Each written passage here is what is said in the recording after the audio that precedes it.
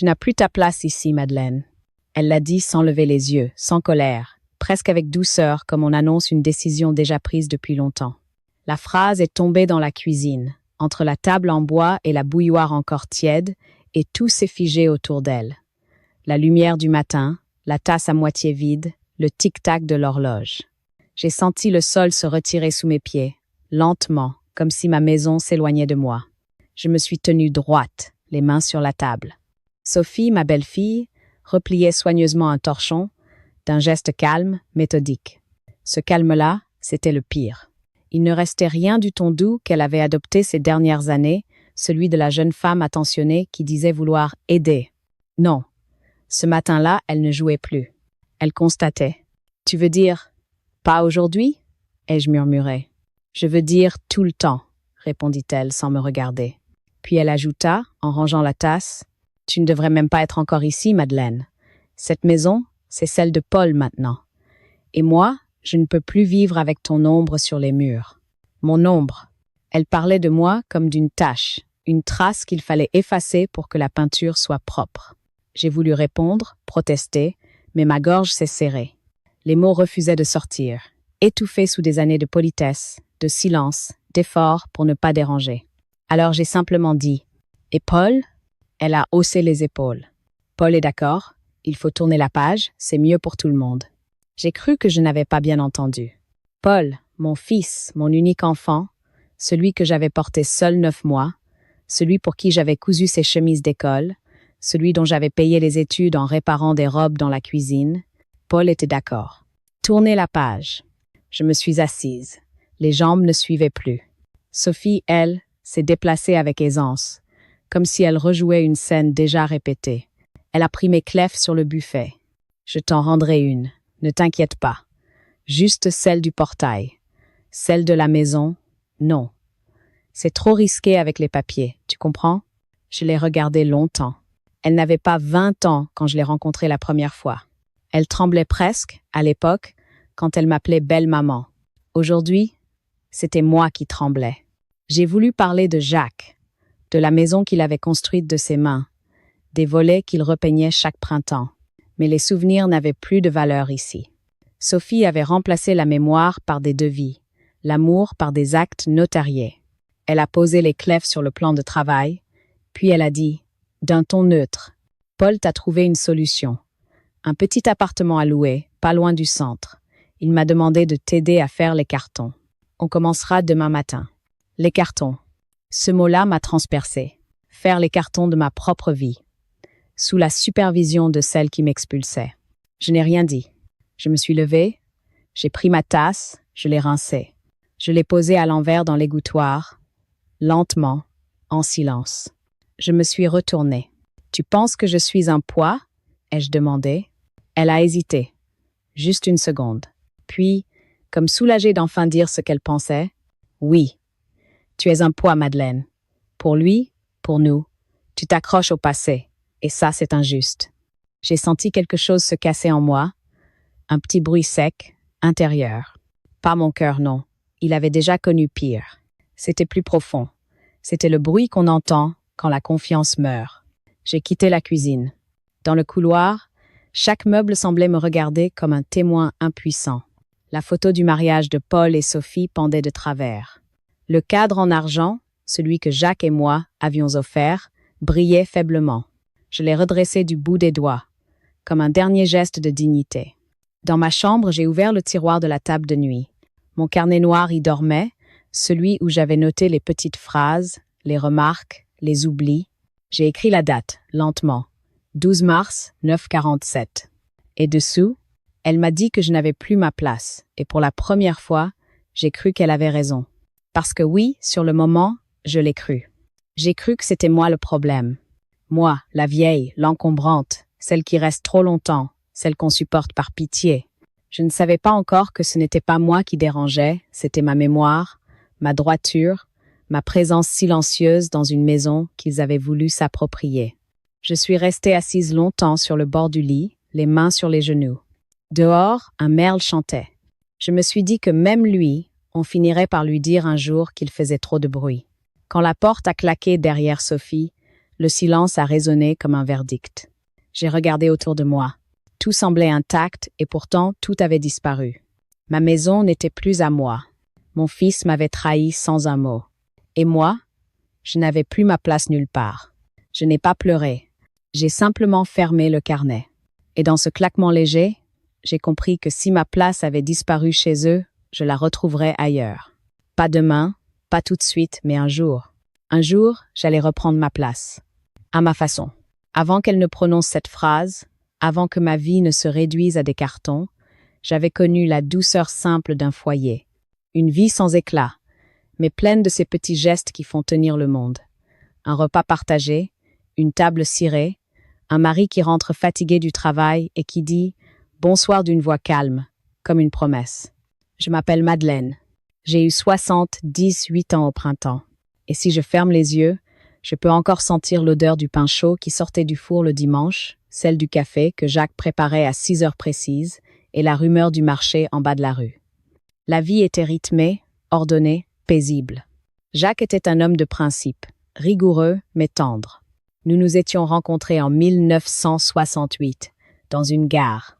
J'attendais un train pour Tarbes, lui un collègue en retard.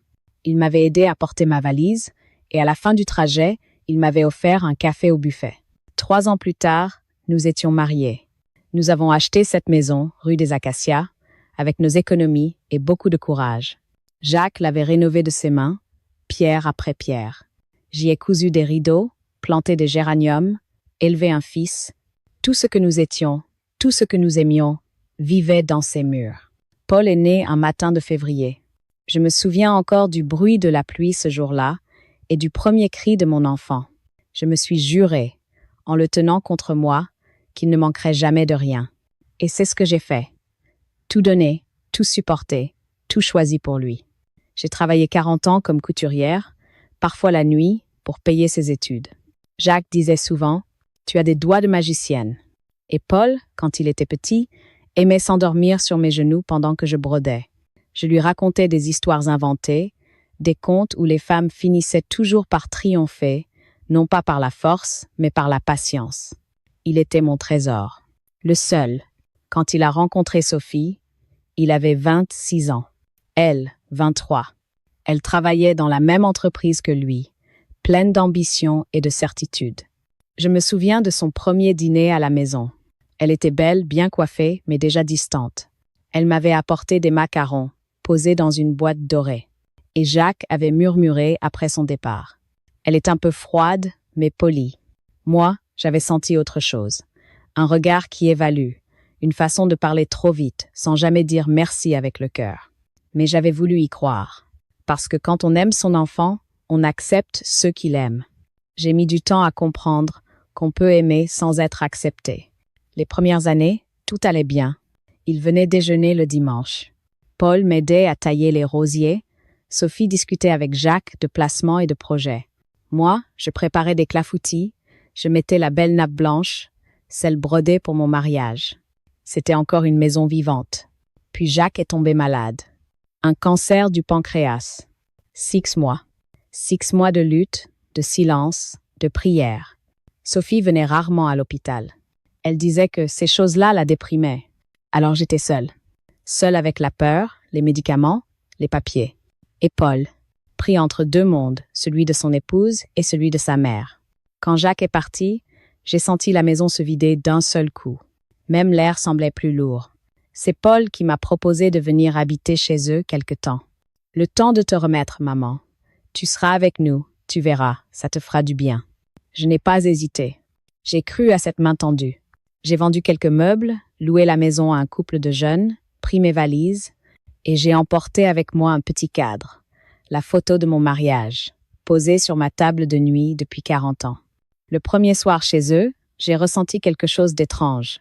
Le confort, oui, mais aussi une distance invisible.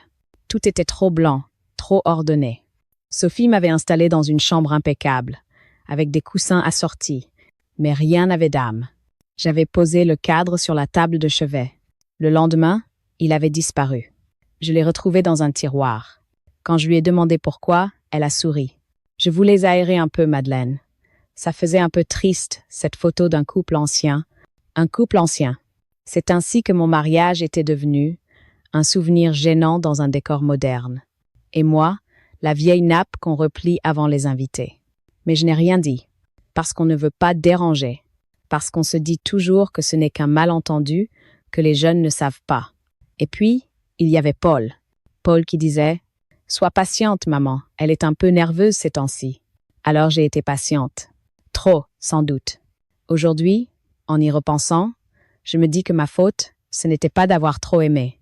C'était d'avoir cru qu'on pouvait être accueilli éternellement dans la vie de son enfant. Mais la vie n'accueille pas, elle remplace. Et moi, lentement, j'allais devenir remplaçable. Ce jour où elle m'a dit « Tu n'as plus ta place ici », n'a pas commencé ce matin-là.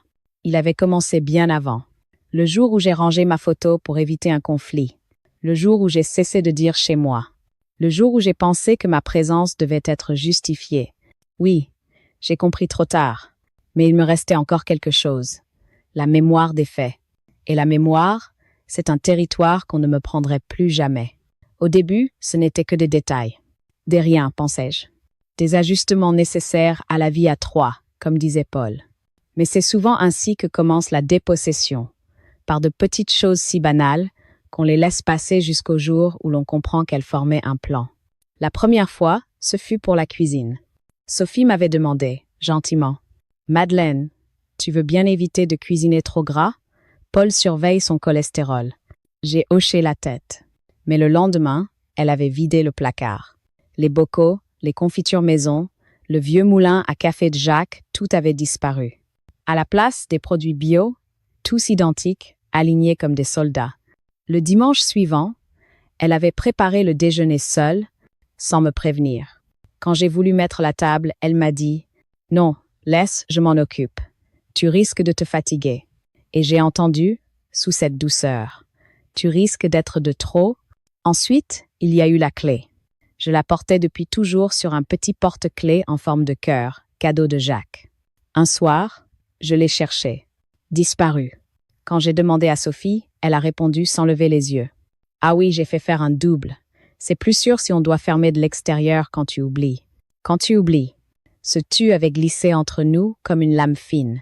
Elle avait commencé à me parler comme à une enfant. « Tu as pris tes comprimés?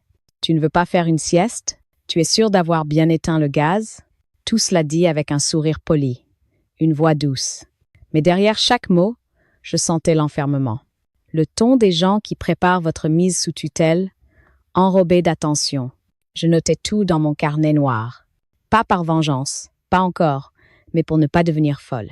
J'avais besoin de preuves que ce que je ressentais existait vraiment.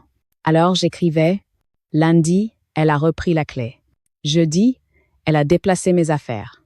Dimanche, elle a dit « Tu t'es encore trompé de jour pour la messe. » Et peu à peu, la liste devenait longue. Un soir de mai, j'ai voulu repasser les chemises de Paul, comme avant. C'était ma façon à moi de lui montrer que j'étais encore utile. Mais Sophie est entrée dans la buanderie, m'a prise le fer des mains et a dit « Ce n'est pas la peine, Madeleine. J'ai acheté des chemises sans plis. » Elle a souri et elle a ajouté, comme on explique une évidence à un enfant. « C'est plus moderne, tu comprends? » Je suis restée immobile, le fer chaud dans les doigts, sans savoir où poser mon regard. Le lendemain, mes ciseaux de couture avaient disparu. J'ai cherché partout. Dans les tiroirs, dans les boîtes, sous le lit. Rien. J'ai fini par demander. « Ah, les vieux ciseaux rouillés ?» a-t-elle dit. Je les ai jetés, trop dangereux, à ton âge. Ce mot-là, dangereux, a résonné comme un diagnostic. Je devenais, à ses yeux, une menace pour leur confort, pour leur ordre, pour leur paix factice. À chaque humiliation, Paul restait muet. Il se contentait de dire « Elle veut t'aider, maman. Ne sois pas si susceptible. » Alors, j'ai arrêté de parler. Le silence est une armure. On le croit faible. Il est en réalité tranchant. Mais la solitude, elle, s'infiltrait partout. Je n'osais plus allumer la télévision après 21 heures. Je faisais le ménage en catimini, pour ne pas déranger. Je vivais dans un coin du couloir comme une invitée qu'on n'ose pas chasser, mais qu'on ne veut plus voir. Un soir, j'ai entendu leur voix derrière la porte du salon. « Elle ne partira jamais si on ne la pousse pas un peu », disait Sophie. « Ne dis pas ça. C'est ma mère. Ta mère, oui. Mais elle vit ici comme si c'était encore chez elle. On n'est pas libre, Paul. Puis, un silence. Et la voix lasse de mon fils. Fais comme tu veux. J'ai senti mes jambes trembler. Je me suis adossée au mur. Mon fils, mon propre fils, venait de me livrer par épuisement. Ce soir-là, j'ai compris que je n'étais plus qu'un fantôme dans ma propre vie. Je suis allée dans ma chambre. J'ai ouvert le tiroir. Le cadre avec la photo de Jacques avait encore été déplacé. J'ai essuyé la poussière sur le verre et j'ai murmuré. « Tu entends, Jacques? Même ton fils veut que je parte. » Puis j'ai écrit dans mon carnet. 15 mai, 22h47. Ils ont parlé dans le salon. Il ne m'a pas défendu. C'est ce soir-là, je crois, que j'ai cessé d'espérer qu'il m'aimerait encore. Je ne voulais plus qu'une chose, comprendre quand tout avait basculé et pourquoi je n'avais rien vu venir. Le lendemain, Sophie a frappé à ma porte. Elle portait son éternel sourire de politesse. « Madeleine, tu veux que je t'aide à ranger un peu tes affaires? Pourquoi? Parce que c'est le printemps et que ça fait du bien, parfois, de faire de la place. Faire de la place. » Elle disait ça sans ironie. Mais moi, j'ai entendu. Faire ta place vide. J'ai refermé mon carnet. Je me suis dit qu'un jour, tout cela servirait. Que toutes ces petites humiliations, ces phrases, ces gestes un jour, ils auraient un poids. Mais pour l'instant, je me taisais. Parce que le silence, je l'apprenais, est une manière de survivre quand on n'a plus le droit de parler. C'est un soir de novembre que tout a basculé. La pluie battait contre les vitres, le vent faisait gémir les volets, et dans le salon, le feu s'était éteint depuis longtemps. Je lisais, seule, lorsque j'ai entendu la voix de Sophie. Sèche, nerveuse. Elle parlait à Paul, sans savoir que j'étais là, juste derrière la porte entr'ouverte. Je t'ai dit que ce n'était plus possible, Paul. Tu exagères, Sophie. Elle ne demande rien. Justement, elle est là. Elle ne dit rien, mais elle est là. Elle nous regarde, elle nous juge, elle occupe l'espace. C'est insupportable. Un silence. Puis sa voix encore. Et financièrement, c'est absurde. On paye tout. L'électricité, la nourriture, les médicaments. C'est à elle d'assumer ses dépenses. Elle a une maison, qu'elle loue, non? Oui, mais elle m'a dit que le couple de locataires payait mal en ce moment, alors qu'elle vende. Paul n'a rien répondu. Et moi, derrière la porte, je me suis sentie glisser. Vendre.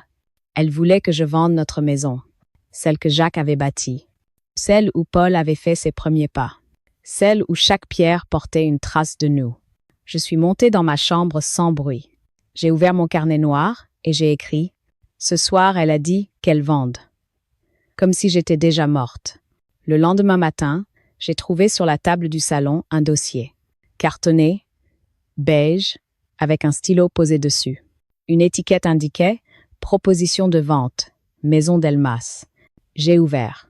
Là, noir sur blanc, j'ai lu « Procuration pour la cession du bien immobilier 6 rue des Acacias ». Et en bas, 2 signatures déjà apposées, celle de Paul et celle de Sophie. Il ne manquait que la mienne.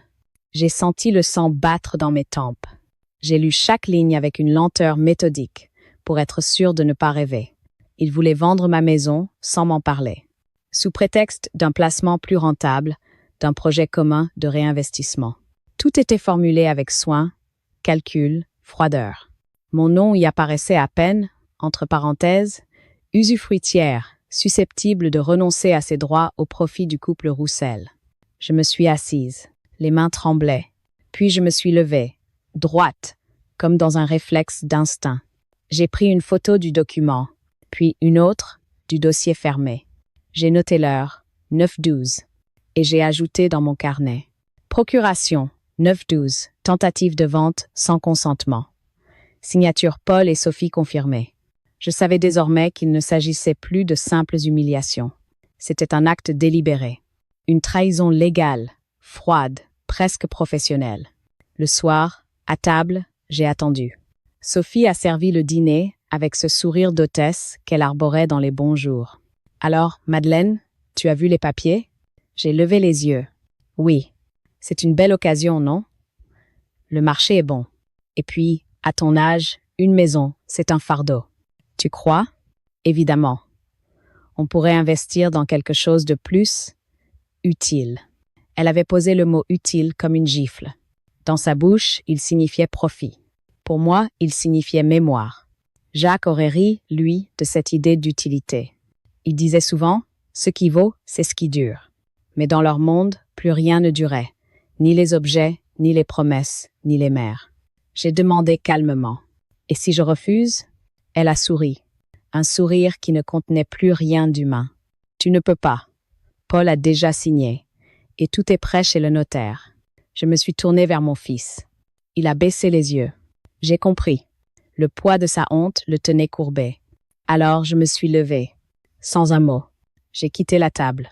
Sophie a murmuré derrière moi. « Fais ce que tu veux, mais n'oublie pas, tu n'as plus ta place ici. » Dans ma chambre, j'ai sorti le dossier, les photos, le carnet. J'ai tout relu, tout noté. Puis j'ai ouvert l'armoire. Dans une vieille boîte à couture, entre deux coupons de tissu, se trouvait une enveloppe cachetée. L'écriture de Jacques. Je l'avais oubliée. Sur le dessus, il avait écrit « À n'ouvrir qu'en cas de doute ». Je l'ai ouverte. À l'intérieur, une lettre. Courte, simple. Si un jour ils te font douter de ta valeur, rappelle-toi, la maison, c'est toi. J'ai posé la lettre sur la table. J'ai essuyé mes larmes. Et j'ai compris que cette fois, je n'allais plus subir. Le lendemain, j'ai pris le bus jusqu'à l'étude notariale. Je me suis assise en face du jeune clerc, qui m'a demandé d'un ton neutre. « Vous venez pour la signature de la cession, Madame Delmas ?»« Non, je viens pour l'empêcher. » Il a levé la tête, surpris. Et moi, calmement, j'ai sorti mon carnet noir. J'ai ouvert à la page du 9 novembre. Tout est là, ai-je dit. Date, document, photo, enregistrement. Si je signe, ce ne sera pas une vente, ce sera un faux. Il m'a regardé longuement. Puis il a murmuré. « Je crois qu'il vaut mieux que je prévienne Maître Perrault, madame. » Et ce jour-là, j'ai senti que le vent tournait. Pas en ma faveur encore, mais du bon côté, celui de la vérité. Ce soir-là, de retour dans ma chambre, j'ai écrit la dernière phrase de la journée. Ils ont voulu vendre ma maison. Ils ont oublié que c'est moi qui en connais les fondations. Et en dessous, j'ai tracé un trait, net, comme une signature. Pas celle qu'ils voulaient. La mienne. Cette nuit-là, je n'ai pas dormi. Je suis restée assise au bord du lit, la lettre de Jacques ouverte devant moi. La pluie avait cessé, mais le vent soufflait encore, secouant les volets, comme pour rappeler que rien n'est jamais acquis, ni les maisons, ni les liens. Pendant des heures, j'ai repensé à tout. À Paul, à son regard fuyant, à sa main tremblante sur la signature. À Sophie, à sa voix calme, tranchante comme une lame. Et à moi, surtout. À moi, qui avait laissé faire. À moi, qui avait confondu patience et abdication. J'avais cru qu'en restant silencieuse, je protégeais la paix. Mais ce silence, en réalité, avait nourri leur audace. Je me suis revue des années plus tôt, pliant des chemises, réparant des ourlets, souriant quand on oubliait de me dire merci. Je pensais que l'amour se prouvait par le service. Je me trompais. L'amour, quand il devient un devoir, cesse d'être respecté. Je me suis levée. J'ai allumé la lampe du bureau. J'ai ouvert mon carnet noir et j'ai commencé à relire. Toutes ces pages remplies de dates, de mots, de petits faits apparemment anodins, c'était une chronique de ma disparition, mais aussi la preuve de ma lucidité. Et soudain, je me suis dit que ce carnet si longtemps, mon refuge, pouvait devenir mon arme. Je me suis vue telle que j'étais. Une vieille femme seule, sans mari, sans défense apparente. Mais j'avais quelque chose qu'ils n'avaient pas. La mémoire. La leur s'efface avec le confort, la mienne s'aiguise avec la douleur. Au petit matin, je suis sortie. Le ciel était gris, la ville encore endormie. J'ai marché jusqu'à la boulangerie. J'avais besoin d'un geste simple, presque banal. En chemin, j'ai croisé mon reflet dans une vitrine. Une silhouette menue, manteau trop grand, visage pâle. Mais les yeux, eux, étaient différents. Clairs, fixes. Je ne voyais plus une femme soumise. Je voyais une femme qui vient de comprendre. Sur le banc du square, j'ai ouvert mon carnet et j'ai écrit. Je ne suis pas la victime, je suis la dépositaire. Je garde la vérité et un jour, elle servira. Je ne savais pas encore comment, ni quand. Mais je savais que je n'allais plus laisser les autres écrire à ma place. Les jours suivants, j'ai observé Sophie différemment. Chaque mot, chaque geste, chaque regard était une preuve de trop.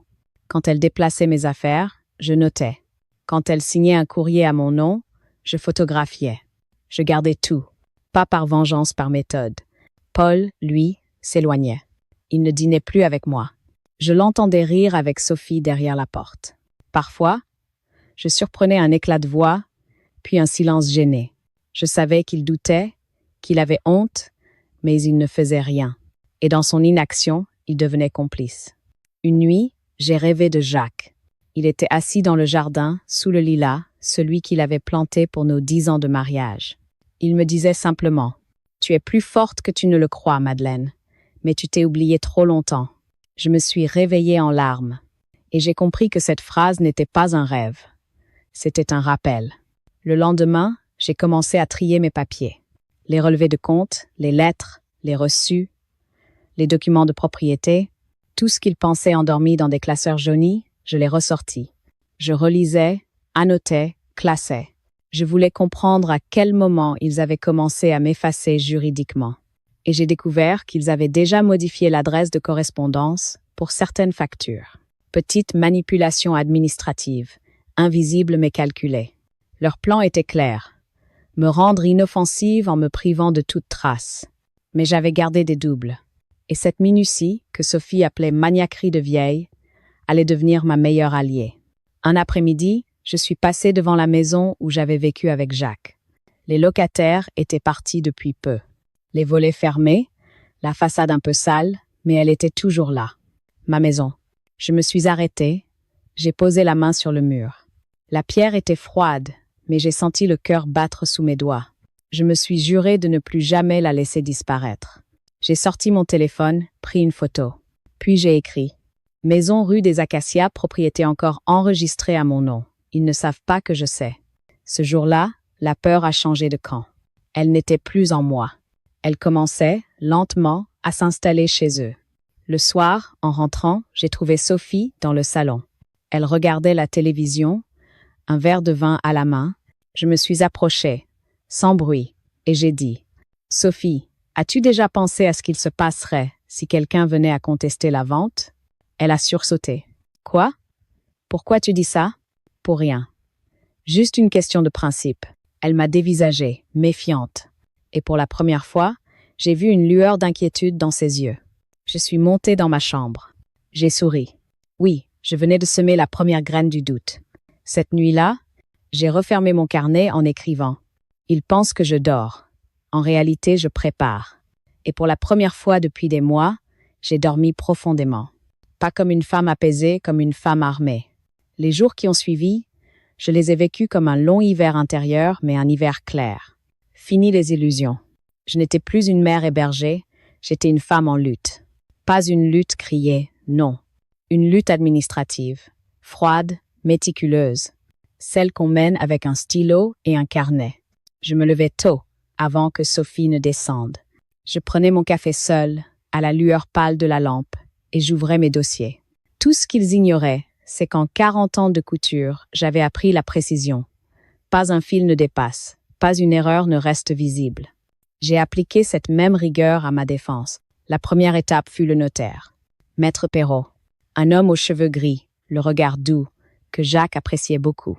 Je n'étais pas venue depuis son décès. En entrant dans son étude, j'ai senti un mélange étrange.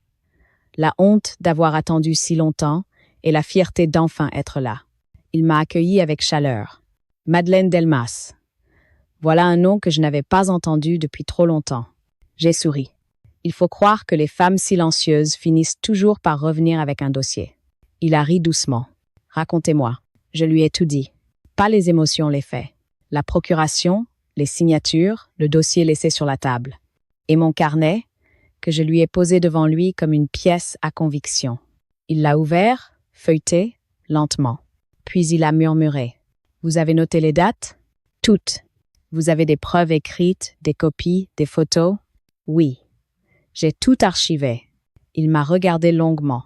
Alors, Madame Delmas, ils n'ont pas seulement trahi votre confiance, ils ont commis une tentative d'abus de faiblesse. Et ça, la loi ne l'aime pas du tout. Je me suis sentie respirer à nouveau. Enfin, quelqu'un mettait des mots justes sur mon cauchemar. La deuxième étape fut la banque. Je m'y suis rendue le lendemain, seule. Je connaissais encore le directeur, un certain monsieur Blanchard, qui avait travaillé avec Jacques. Je lui ai expliqué calmement que je souhaitais isoler mes comptes personnels, bloquer tout accès tiers et obtenir la liste complète des virements récents. Il a semblé embarrassé. Mais votre fils figure sur le compte joint, Madame Delmas. Justement, il n'y figure plus à partir d'aujourd'hui. Je crois qu'il a compris. Il n'a pas insisté. Et en moins d'une heure, tout était fait. Je suis sortie de la banque avec une nouvelle carte, un nouveau code et la sensation étrange d'avoir repris un peu de moi-même. Puis j'ai ouvert une boîte postale, à mon nom. Petite, discrète, dans un bureau de poste du centre-ville. L'adresse que Sophie utilisait pour intercepter mes courriers ne servirait plus. Désormais, mes papiers officiels, mes lettres de la mairie, mes relevés, tout irait ailleurs. Je voulais redevenir invisible à leurs yeux. Invisible, mais libre. Chaque soir, je rentrais et je notais mes avancées. Notaire, dossier enregistré. Banque, compte isolé. Adresse, sécurisée. Et peu à peu, la peur s'effaçait, remplacée par une lucidité froide. Sophie ne le savait pas encore, mais chaque mouvement qu'elle ferait désormais serait observé, daté, archivé. Et moi, j'attendrais le bon moment. Ce moment arriva plus tôt que prévu. Un lundi matin, j'ai reçu un appel de l'étude notariale. Madame Delmas, Maître Perrault souhaiterait vous revoir. C'est au sujet du projet de cession de votre maison. J'y suis allée l'après-midi même. Il m'attendait, le dossier ouvert sur son bureau. J'ai convoqué votre fils et sa femme demain à 11 heures. Je préfère que vous soyez présente. Pourquoi faire? Pour leur rappeler à qui appartient encore la signature que tout le monde convoite. Son regard brillait d'un calme bienveillant. Je crois qu'à cet instant, j'ai senti renaître la dignité. Pas celle qu'on réclame, celle qu'on reprend. Le soir, je suis rentrée plus tôt. Sophie était dans la cuisine. Je l'ai observée un moment. Elle rangeait des assiettes, fredonnant, sûre d'elle. J'ai dit doucement, « Demain, nous irons ensemble chez le notaire. » Elle s'est figée. « Ah, pourquoi faire? » Pour parler de la maison. Elle a levé un sourcil, méfiante. « Tu veux dire, signer? » « Oui, quelque chose sera signé. » Elle a haussé les épaules, faussement détachée. Mais ses doigts tremblaient. Elle ne savait pas que la scène qu'elle croyait maîtriser allait se retourner contre elle. Cette nuit-là, je n'ai presque pas dormi. Je relisais mes notes, mes copies, les messages, les preuves. Et pour la première fois, je n'avais plus peur de ce qu'ils allaient dire. Parce que j'avais compris une chose essentielle. Le pouvoir ne réside pas dans les cris, mais dans les documents. Ils avaient pris ma voix. Je leur répondrais par ma signature. Mais pas celle qu'ils attendaient. Au petit matin, j'ai enfilé ma veste, pris mon carnet et la lettre de Jacques. Je les ai glissés dans ma pochette grise. Puis j'ai murmuré devant le miroir. « Tu n'as plus ta place ici, m'a-t-elle dit. Alors demain, c'est moi qui leur retirerai la leur. » Et je suis partie. Le lendemain matin, la lumière d'hiver filtrait à travers les vitres de l'étude notariale. Je m'étais installée sur une chaise en cuir sombre, face au bureau de Maître Perrault. Devant moi, mon carnet noir et la lettre de Jacques reposaient calmement sur la table, comme des témoins silencieux. Le notaire avait allumé une lampe à abat-jour vert, et son ton, lorsqu'il m'avait accueilli, était grave mais rassurant. « Restez tranquille, Madame Delmas. Aujourd'hui, c'est moi qui parle. » À 11 heures précises, la porte s'est ouverte. Sophie entra la première, talons secs sur le parquet, tailleur impeccable, sourire professionnel. Paul suivait, le visage fermé, les épaules voûtées. Je ne l'avais jamais vu aussi pâle. Sophie s'assit sans me saluer. Paul murmura un « bonjour, maman » presque inaudible. Je n'ai pas répondu. Le notaire prit la parole. « Madame, monsieur, j'ai reçu votre demande de cession du bien situé rue des Acacias. Mais avant d'enregistrer quoi que ce soit, j'ai estimé nécessaire d'entendre la troisième partie concernée. Madame Delmas, ici présente. » Sophie leva le menton. « Tout est en règle, maître. Nous avons déjà les accords de principe. Il ne reste que la signature de ma belle-mère. Une formalité. »« Une formalité, dites-vous » répondit-il calmement. Il prit un papier, le souleva à la lumière. Cette procuration, datée du 9 novembre, comporte 2 signatures. Celle de Monsieur et Madame Roussel. Mais celle de Madame Delmas manque. Et pour cause, elle n'a jamais donné son accord. Le silence tomba. Sophie tenta un rire nerveux. « Mais enfin, maître, Elle était d'accord. Nous en avons parlé. Elle oublie parfois. Le notaire la coupa sèchement. Je vous prierai de ne pas employer ce ton, ici. Et permettez-moi de vous rappeler que sous-entendre une altération de discernement chez une personne encore lucide relève de l'abus de faiblesse, infraction pénalement répréhensible. Je vis Sophie se raidir. Paul, lui, semblait vouloir disparaître dans le dossier de sa chaise. Maître Perrault poursuivit, imperturbable. J'ai ici les relevés bancaires, les courriers interceptés, et un carnet dans lequel Madame Delmas a noté les faits jour par jour. Tout cela démontre une volonté d'éviction progressive, ainsi qu'une tentative d'appropriation de biens par manipulation morale. Sophie tenta de protester. C'est ridicule, elle exagère, elle imagine des choses. Alors, j'ai ouvert mon carnet. J'ai lu à voix haute, d'une voix claire, lente, sans trembler. 12 mars, 9h47. Elle m'a dit, tu n'as plus ta place ici. Puis, 9 novembre, 9-12 dossiers de vente trouvés sur la table. Signature Paul et Sophie. Tentative de cession sans mon accord. Je refermai le carnet. J'ai tout écrit. Pas pour me venger, pour me souvenir. Sophie me fixa, déstabilisée. Je vis dans ses yeux, pour la première fois, la peur. Celle de ceux qui sentent que leur façade s'effrite. Paul prit la parole, d'une voix tremblante. « Maman, ce n'était pas comme ça. Je voulais juste t'aider. » Je le regardais, calmement. On n'aide pas sa mère en effaçant son nom, Paul. Le notaire posa alors un dossier scellé sur la table. Madame Delmas a décidé, par précaution, de rétablir seule la pleine propriété du bien et de modifier son testament. Je vous lis la clause principale. Il ajusta ses lunettes, lut d'une voix ferme. Tout héritage ou bien immobilier transmis au décès de Madame Delmas sera conditionné à la non-commission de toute fraude, pression morale ou abus de faiblesse à son encontre. Sophie ouvrit la bouche, puis la referma. Son teint avait viré au blanc. Paul s'était mis à pleurer, silencieusement. Je n'ai rien dit. Je les ai regardés, simplement. Pas avec colère. Avec cette froideur tranquille des gens qui ne veulent plus convaincre. Maître Perrault conclut. Je vous invite à considérer cette affaire comme close.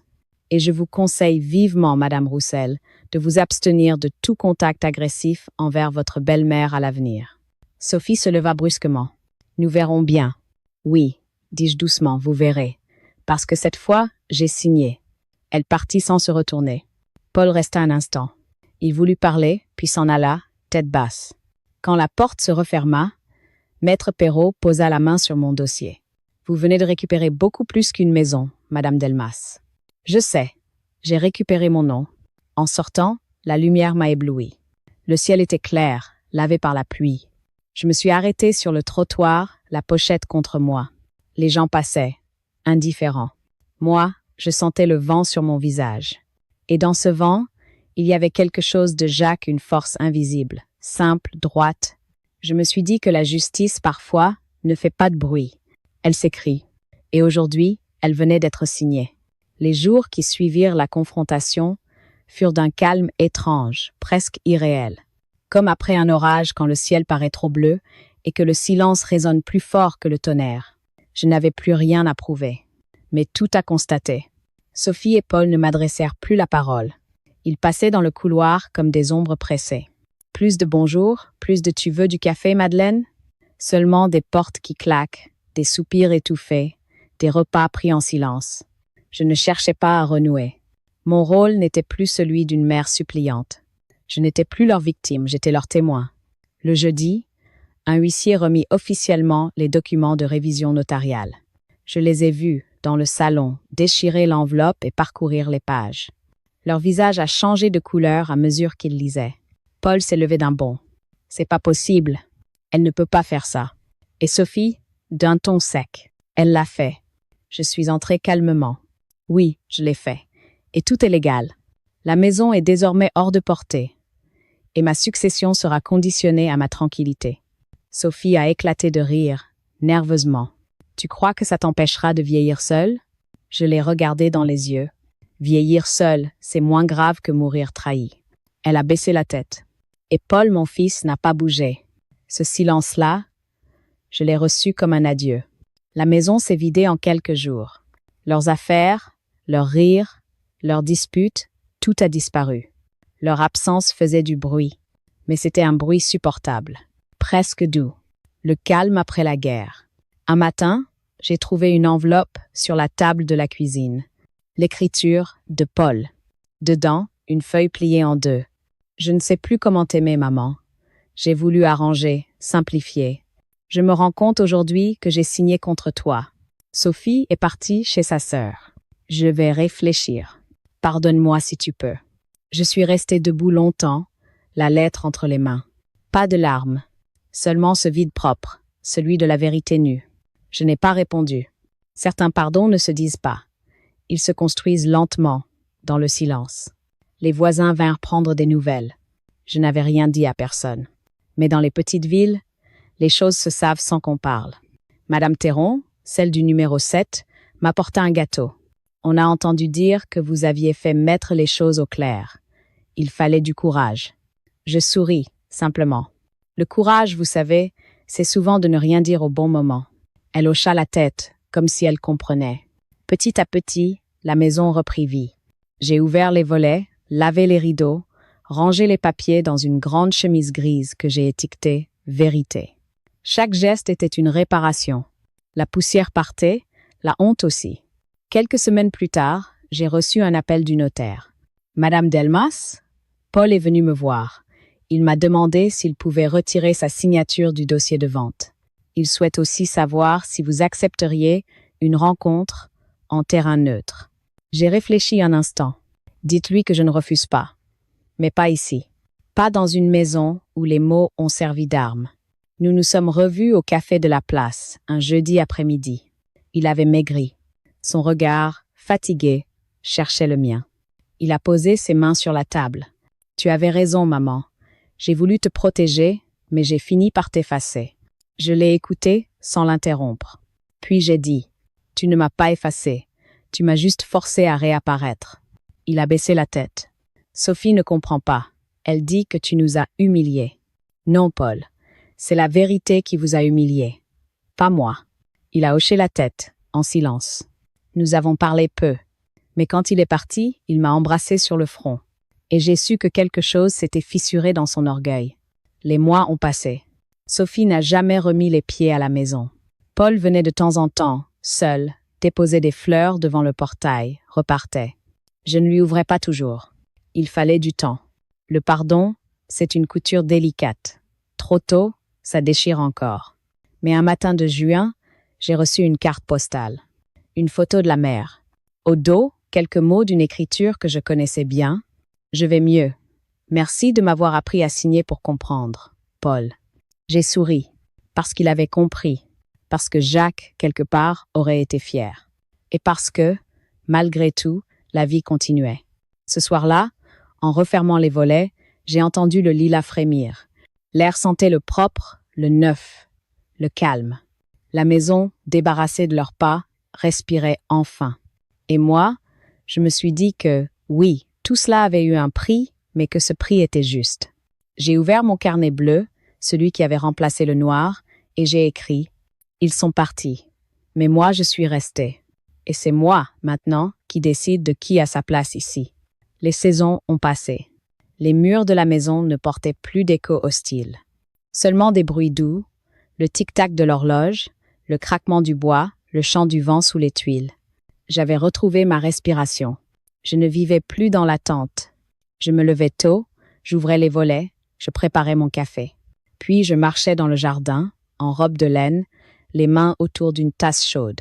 Les lilas refleurissaient, obstinément. Chaque bourgeon semblait dire « Tu vois, Madeleine, la vie continue. » J'avais repris goût aux gestes simples. Faire mon marché, parler un peu avec le fleuriste, cuisiner pour moi seule, non plus par habitude, mais par plaisir. La solitude, après tout, n'est pas une punition. C'est un territoire qu'il faut apprivoiser. Et dans ce territoire, j'étais souveraine. Un jour, j'ai retrouvé une vieille boîte de couture, oubliée au grenier. Dedans, des rubans, des aiguilles, des morceaux d'étoffe. Je les ai étalés sur la table. J'ai ressorti ma machine à coudre. Les gestes sont revenus naturellement, comme une mémoire inscrite dans les doigts. J'ai commencé à recoudre des serviettes, des torchons, puis des tabliers. Bientôt, des voisines m'ont demandé d'en faire pour elles. Et sans l'avoir cherché, je me suis remise à travailler. Pas pour vivre, pour transmettre.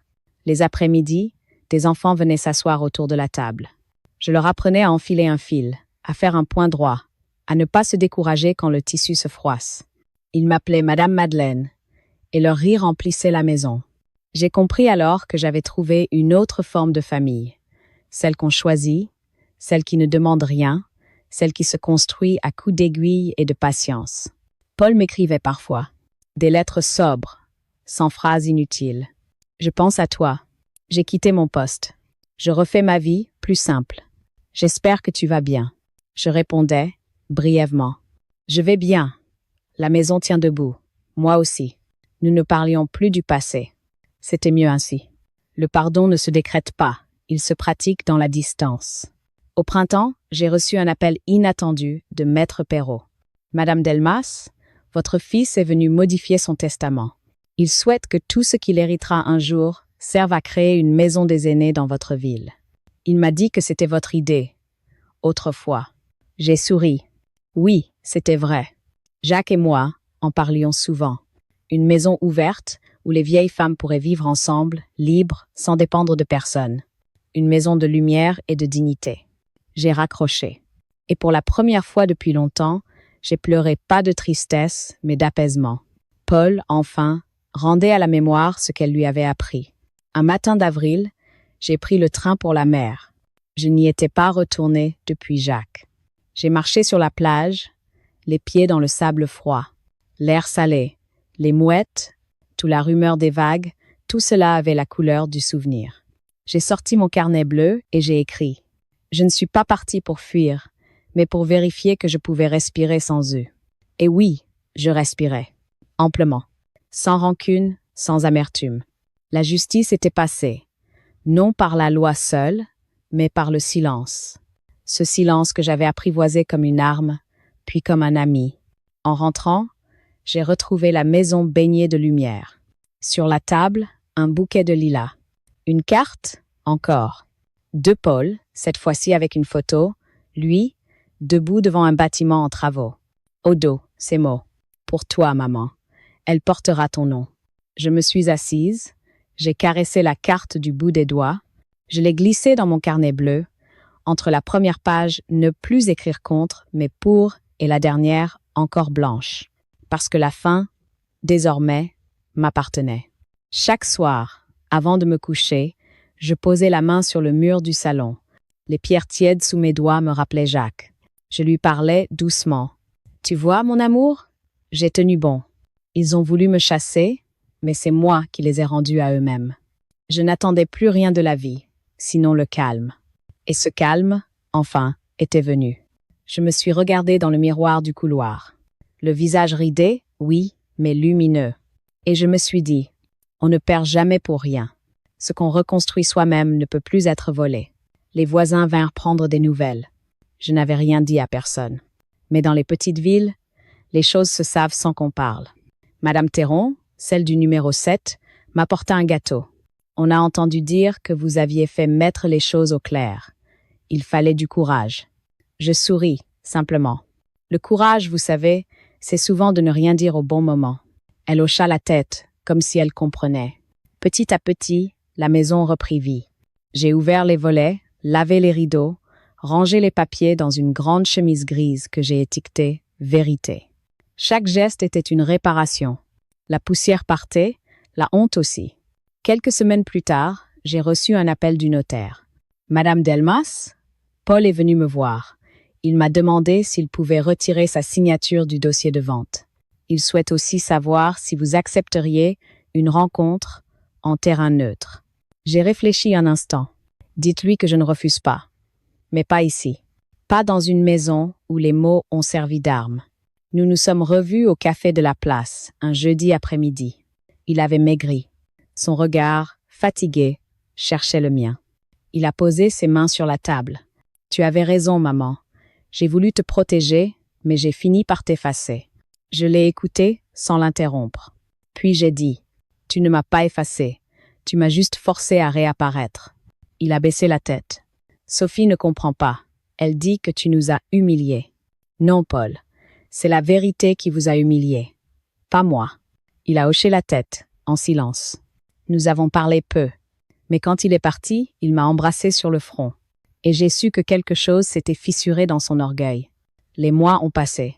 Sophie n'a jamais remis les pieds à la maison. Paul venait de temps en temps, seul, déposer des fleurs devant le portail, repartait. Je ne lui ouvrais pas toujours. Il fallait du temps. Le pardon, c'est une couture délicate. Trop tôt, ça déchire encore. Mais un matin de juin, j'ai reçu une carte postale. Une photo de la mer. Au dos, quelques mots d'une écriture que je connaissais bien. Je vais mieux. Merci de m'avoir appris à signer pour comprendre, Paul. J'ai souri, parce qu'il avait compris, parce que Jacques, quelque part, aurait été fier. Et parce que, malgré tout, la vie continuait. Ce soir-là, en refermant les volets, j'ai entendu le lilas frémir.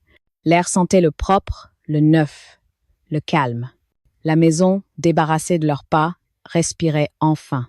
Et moi, je me suis dit que, oui, tout cela avait eu un prix, mais que ce prix était juste. J'ai ouvert mon carnet bleu, celui qui avait remplacé le noir, et j'ai écrit « Ils sont partis, mais moi je suis resté. Et c'est moi, maintenant, qui décide de qui a sa place ici. » Les saisons ont passé. Les murs de la maison ne portaient plus d'écho hostile.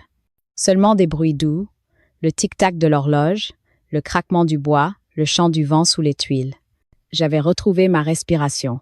Je ne vivais plus dans l'attente. Je me levais tôt, j'ouvrais les volets, je préparais mon café.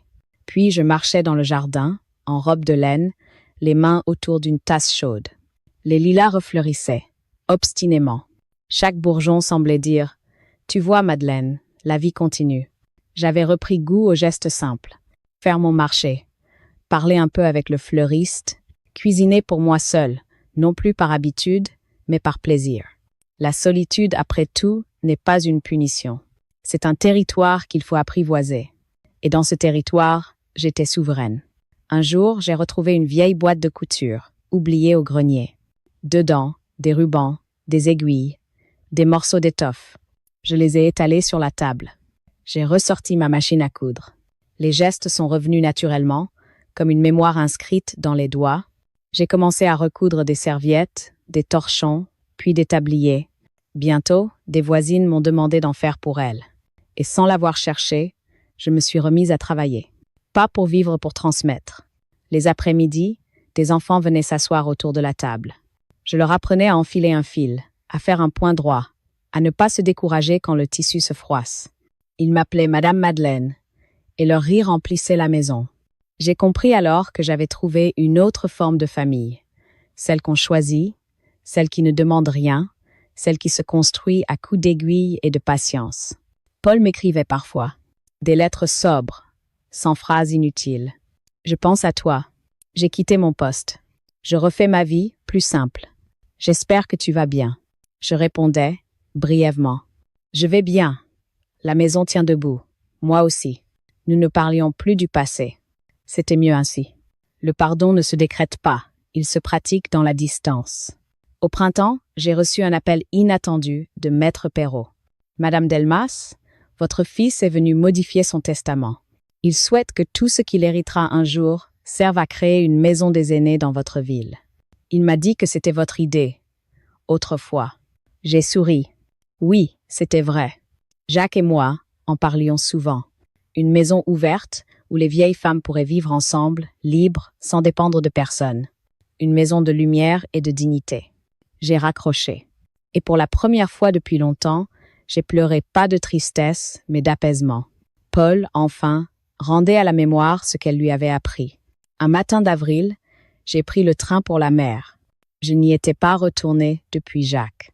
J'ai marché sur la plage, les pieds dans le sable froid, l'air salé, les mouettes, toute la rumeur des vagues, tout cela avait la couleur du souvenir.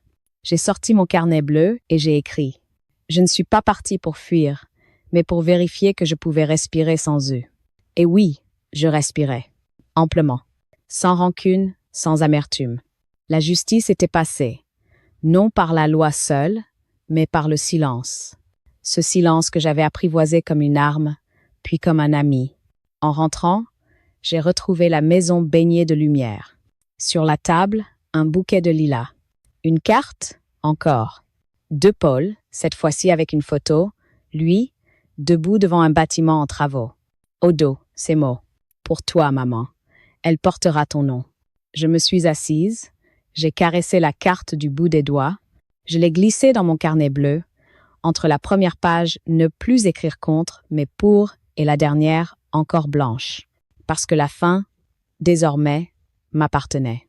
Chaque soir, avant de me coucher, je posais la main sur le mur du salon. Les pierres tièdes sous mes doigts me rappelaient Jacques. Je lui parlais doucement. « Tu vois, mon amour, j'ai tenu bon. Ils ont voulu me chasser, mais c'est moi qui les ai rendus à eux-mêmes. Je n'attendais plus rien de la vie, sinon le calme. Et ce calme, enfin, était venu. Je me suis regardée dans le miroir du couloir. Le visage ridé, oui, mais lumineux. Et je me suis dit, on ne perd jamais pour rien. Ce qu'on reconstruit soi-même ne peut plus être volé. Ce soir-là, le ciel s'était teinté d'un rose pâle, presque irréel. Le lilas ondulait doucement dans le vent, et dans la maison, tout respirait la paix. Je m'étais assise près de la fenêtre, mon thé entre les mains, la lampe allumée. La lumière glissait sur les pages de mon carnet bleu, celui que je n'osais plus refermer.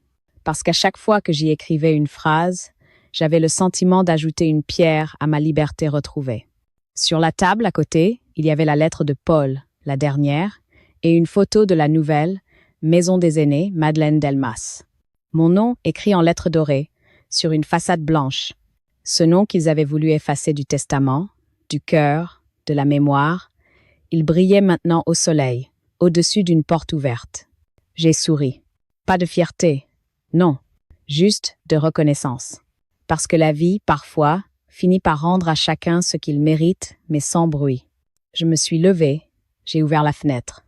L'air du soir est entré, chargé de cette odeur de terre et de lilas qui annonce la fin d'un cycle. Je me suis penchée un peu et j'ai murmuré « Jacques, tu vois, j'ai tenu parole, j'ai protégé la maison et surtout je me suis protégée moi-même. » Le vent a soulevé les rideaux comme une caresse. Je crois que c'était sa façon de répondre. Je me suis rassis et j'ai repensé à tout, à la phrase de Sophie « Tu n'as plus ta place ici ». Combien de fois l'avais-je entendue résonner dans ma tête, comme un coup de marteau? Et pourtant, aujourd'hui, elle ne me faisait plus mal, parce que j'avais compris qu'on ne perd jamais sa place quand on porte en soi les fondations. Ma place n'était pas un fauteuil, ni une maison, ni un héritage. Ma place, c'était ma mémoire, ma droiture, ma façon de rester debout. J'ai repris mon carnet. Sur la dernière page, j'ai écrit, lentement, pour que chaque mot ait le temps de respirer. On m'a dit « Tu n'as plus ta place ici ». J'ai cru, un temps, qu'ils avaient raison. Mais la vérité, c'est que j'avais seulement cessé d'occuper ma propre voix. Aujourd'hui, je parle autrement par mes silences, par mes actes, par les traces que j'ai laissées. Et si je devais résumer ma vie en une phrase, ce serait celle-ci. Le silence peut aussi être une forme de justice. J'ai posé le stylo. La flamme de la bougie vacillait doucement. Dehors, la nuit tombait, calme, apaisée. Je suis restée là longtemps, à regarder l'ombre s'étendre sur les murs, à écouter la maison respirer. Et j'ai compris que, pour la première fois depuis longtemps, je n'attendais plus rien. J'étais exactement là où je devais être. J'ai refermé le carnet, puis j'ai glissé à l'intérieur une clé, celle de la maison de la rue des Acacias. Je l'ai attachée avec un ruban bleu, et j'ai noté sur une petite étiquette. Pour Léa, ma petite fille, pour qu'elle n'oublie jamais qu'une femme a toujours sa place, là où elle décide de rester. La bougie s'est éteinte d'elle-même. Et dans le noir, j'ai souri. Parce que désormais, plus personne ne pourrait m'effacer. Ni d'un testament, ni d'une maison, ni de l'histoire.